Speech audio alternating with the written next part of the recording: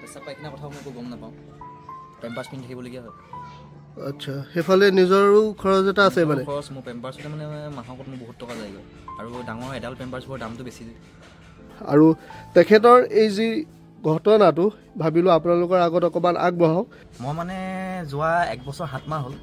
মই কেচি পাৰ্লিঙৰ কাম কৰি আছিলোঁ ৱেল্ডিঙৰ এতিয়া ফুকন নগৰত তেতিয়া মই মানে ৱাল ভাঙি যোৱাৰ কাৰণে মই তলত পৰি গ'লোঁ 3 মহলৰ ওপৰৰ পৰা আৰু পৰি যোৱাৰ কাৰণে মোৰ স্পাইনেল কৰ্ড পাৰ ইঞ্জুৰি হৈ গ'ল কামিহাৰ ভাঙিছিলে ভৰি ভাঙিছিলে ৰাজহাড় ভাঙিলে আৰু মূৰে চুৰে দুখ পাইছিলোঁ বাৰু এতিয়া মানে স্পাইনেল কৰ্ড পাৰ ইঞ্জুৰি হৈ যোৱাৰ কাৰণে মোৰ কঁকালৰ তলচৰ একেবাৰে অৱস হৈ গ'ল কাম নাইকিয়া হৈ গ'ল মানে এতিয়া মোৰ ভৰি দুখনত কোনোবাই মাৰি থাকিলেও কিবা কৰি থাকিলেও মই একো গম নাপাওঁ মানে মোৰ অৱস্থাটো তেনেকুৱা এতিয়া মই মানে কি ভালকৈ বহিবও নোৱাৰোঁ এতিয়া মই আউজিহে বহি আছোঁ ডাইৰেক্ট মানে জেনেৰেল যেনেকৈ মানুহ বহে তেনেকৈ বহিব মই নোৱাৰোঁ এনে আগতে কি কাম কৰা হৈছিলে ক'লে আগতে মই ৱেল্ডিঙৰ কামো কৰিছিলোঁ হেল্পাৰ হিচাপে আৰু বেটেৰীও চলাইছিলোঁ আচ্ছা আৰু বৰ্তমানটো অৱস্থা এয়া আৰু ঘৰৰ পৰিয়ালত কোন কোন আছে ঘৰত মোৰ মাইকী মানুহ আছে আৰু মোৰ ল'ৰা এটা আৰু ছোৱালী এজনী সৰু সৰু হৈছে ছোৱালীজনী 4.5 বছৰ ল'ৰাটো 1 বছৰ হৈছে আচ্ছা আৰু মাইকী মানুহ আছে বৰ্তমান সময়ছোৱাত চলা ফুৰা কৰিবৰ বাবে বহুত অসুবিধা হৈ আছে অসুবিধা আছিলে মানে মোৰ আব্বা আছিলে আব্বা আজি 2 মাহৰ আগত ঢুকালে আব্বা ঢুকালৈকে আল্লাই কোৱা ঠিকেই চলি আছিলোঁ এতিয়া মানে মোৰ অকণমান অসুবিধা হৈছে বাৰু আব্বা ঢুকালে 2 মাহৰ আগত মানৱতাৰ স্বাৰ্থত আমি কৰ্ম 20 আপোনালোকৰ সহায় সহযোগিতাত আজি আমি 20 নম্বৰ কৰ্মলৈ আগবাঢ়িছোঁ পকাঘাটৰ মিমনগৰ তাতে যি এজন বন্ধুৱে সমবয়সীয়া তেখেতৰ আজি কিছুদিন আগতে দুৰ্ঘটনাত শৰীৰৰ ক্ষতি হৈছে তাৰ বাবে তেখেতে বৰ্তমান চলা ফুৰা কৰিবৰ বাবে বহু অসুবিধা আজিৰ এই ভিডিঅ'টোৰ দ্বাৰা আপোনালোকক জাননী আগবঢ়াইছোঁ আপোনালোকে যোনে যেনেকৈ পাৰে সহায় সহযোগিতা আগবঢ়াব আৰু এই ভিডিঅ'টো মই স্ক্ৰীণত আপোনালোকক